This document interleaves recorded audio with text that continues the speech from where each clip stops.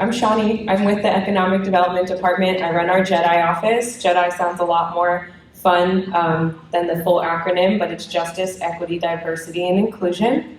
I've been doing this work for about 4 years. And, all right, I got this.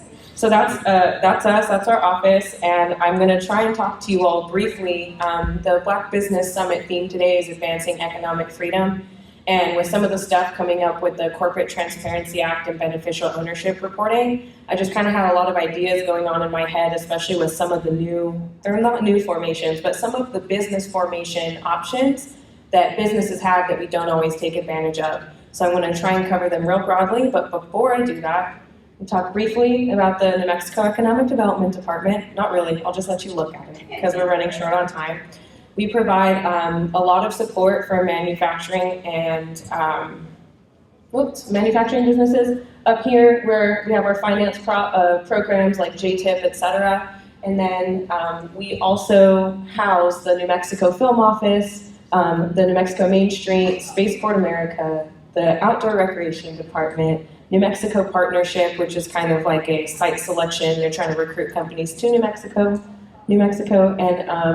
the New Mexico Border Authority, which does a lot of work down there in the Santa Teresa area, working to bring business and commerce and also open up that access. So we do a lot of stuff. We have a table right out here. You can come talk to us. But what I do in the JEDI office is put together fun presentations with Star Wars gifts. No. We work to ensure equitable access through programming and tools, as well as like events like the ones you see here today, making sure that we're getting information that is for community and for our business owners into the community. So we can help you connect to resources and services. We can help advocate for you in state government if you're having a hard time getting a call back. We've got that government email address, so we can kind of help you walk through that road. We know it's not the most easiest pathway to do business with government, but we're here to help and we're here to support you in that process. It's a bit arduous and bureaucratic, but you know, as government, we can only change it one day at a time, and it changes really slow.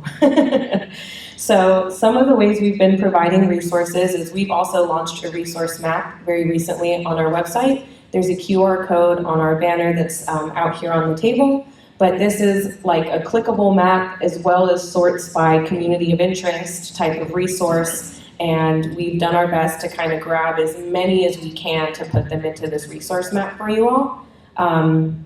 And we're going to be working on that. There's also a grants page and then other funding opportunities as well as an events calendar, and this is kind of across the state. And if you all want to submit events, submit business listings, there's a button on the bottom of this page to do that. We are also launching a technical assistance program, which is going to be offering free services to very small businesses or socially economically disadvantaged, as the government likes to say now. In the areas of financial, legal, accounting, as well as venture capital and emerging fund managers. So even fund managers who are looking for companies that they're going to invest in and grow. We're getting ready to launch that program, and this is kind of a breakdown of what those services are. You can find more info on this if you just search SSBCI New Mexico. Our page will pop up, just because I know I'm probably not going to have all the time in the world here. So that's there. We're not launched quite yet. We've got our partners. We don't have an accounting partner just yet. We're going to go back out to RFP. So if you know accountants in New Mexico who want to do that work, keep an eye out for that.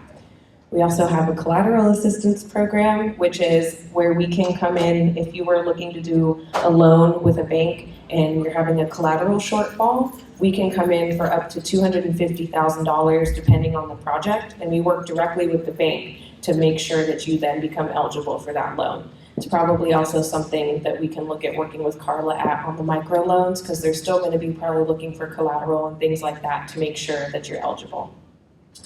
Here is like a short page of some of our lenders. That's not updated. We've added, Sam Collins, who leads the program, has added a ton of different local partners here. So that's also on our website as well.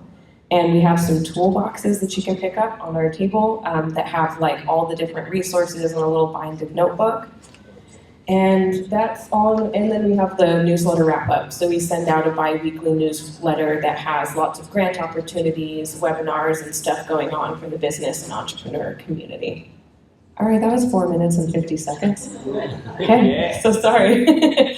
I'm also going to cram a little more information with you guys, with you all in this last few minutes.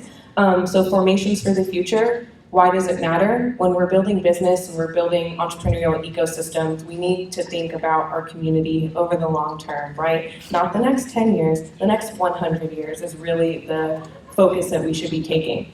And this is something that leads to us being able to create generational wealth and build assets. So when we're thinking about business formation and we're thinking about how we want to bring economic empowerment to our community, business and entrepreneurship is one of the best ways we can do that. But we can only do that real properly if we're highly educated about the options available to us and we're ready to participate at that level. So it's also part of being community conscious. This is kind of why I picked some of the formations I'm going to talk about. The P's are not happy, I don't know how to not. And then of course succession planning, because part of longevity and sustainability for businesses is succession planning. And I don't think that enough of us think about what happens when we no longer want to run the business or we don't have the time and capacity to do it. What does that transition look like? You know, if you have a huge staple in the community, you don't want that to just disappear because you're no longer able to run it or find someone to run and purchase it. So some of the options that you can think about to do that are employee ownership. And I tried to go down this rabbit hole of employee ownership, and it is deep, y'all. Like, you need to talk to a legal person, someone who is certified, an attorney, to talk through these options. But I think that these are a unique way to look at transitioning business and also building a more productive workforce. ESOPs are employee stock option plans, and they are like it's like a retirement benefit, very highly regulated employee benefit plan that you would need to talk to an attorney about, most certainly, but it kind of gives your employees who are working in the company stock options of the company, and then when they go to retire, they basically get to cash out on that stock and it comes back. So it acts as like a kind of a payment retirement piece, but you have to look more into it. And I kind of just was looking at these because I hear a lot of business owners talk about it's really hard to find workforce. It's really hard right now to keep people going. And I think personally it's because oftentimes employees are only seen as that, just employees. They don't have a place elsewhere in the business. And options like these give employees the opportunity to participate within their organizations and be like a productive member. You know, if your performance is going to dictate whether or not you might get a raise for something like profit sharing, which comes into play with employee ownership trusts, you're going to have businesses a lot more interested in how do I get involved, how do I participate, how do we see this entire firm and company continue to prosper. So that's for ESOPs and employee ownership trusts. And then another way that this is common, especially for smaller businesses, is to look at it in the terms of worker cooperatives. And in worker cooperatives, each employee and worker in the co-op has like a voting share or one vote. So the way that those organizations work is that you actually have everybody in the business has a say in whatever's written in legally and what's going on. And that's a really good way to have involvement and buyback and kind of push down rates of turnover and things like that. Because when people are all part of the team and the community moving forward behind a vision, I just think that these are some of the formations that we don't talk about a lot in our community, and that I think that there's a lot of potential. So cooperatives, real briefly, they are member-owned, member-controlled, and there's usually some sort of member benefit tied to it. A lot of times people think of credit unions, but credit unions are not the only folks who can do worker cooperatives. We also see this with utility companies, but you know, there's options for this. If you are a fashion retailer or a cannabis entrepreneur, or you're doing something in industry and manufacturing, when you come together in the form of a cooperative, and you can kind of do this separate from your business, right? Or the business could be a participant in a wider cooperative. This is an option for people to come together and kind of do a lot of bigger supplying and logistics in a way that's going to drive the cost down for those businesses. And instead of working so hard alone to land contracts, to land suppliers, to land what we need to do to benefit, if we do this work together and you find other businesses in the community that are looking for the same supplies, the same needs, this is actually a way to drive your costs down and actually split the responsibility between folks to make it easier, right? Because I think something that other communities of color are really good at doing is working in, it's the whole family's in the business and all these friends got together and they bought a building and they did it this way. And so often, because of American society, we're taught to individualize and do it ourselves. We do not have to do it ourselves. We are a community. It takes a village, right? It takes a village to run a business, and instead we're being the business owner. We wear all the hats all the time. Marketing, accounting, we're doing everything, supplies and logistics.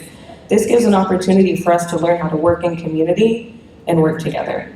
So I strongly encourage you to consider kind of looking at these formations, as well as the B Corp formation. So these are beneficial corporations that there is a process to certify, but there is like a tie to social and I think environmental success, right? So it's actually a profit structure and formation where we can center the growth of social metrics and improvements in our community as for how our business moves forward, as well as like impact for the environment. So these are just like a few formations that I think folks should consider when we're thinking about the future and we're thinking about building economic empowerment in our communities. I think this might be a really viable way for us to move forward and find ways that really work for our community, especially for that worker cooperative. My name's Shani. I'm wearing the same thing today that's in my picture. And I'm joined with Rita Valletta, who's manning the JEDI table for me, or womaning the table, personing the table over there. And always here to talk about whatever we can do to serve you and help our businesses be successful.